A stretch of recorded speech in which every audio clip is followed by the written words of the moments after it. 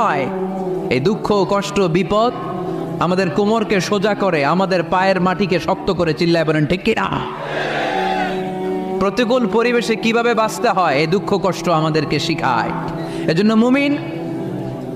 মুমিন বান্দার বৈশিষ্ট্য হচ্ছে দুঃখ কষ্ট বেদনা জ্বালা এগুলোতে সে আপসেট হয় না, সে হাল ছেড়ে দেয় না, সে ভরসা রাখে একজনের উপর। চিল্লায় বলতে হবে তিনি কে?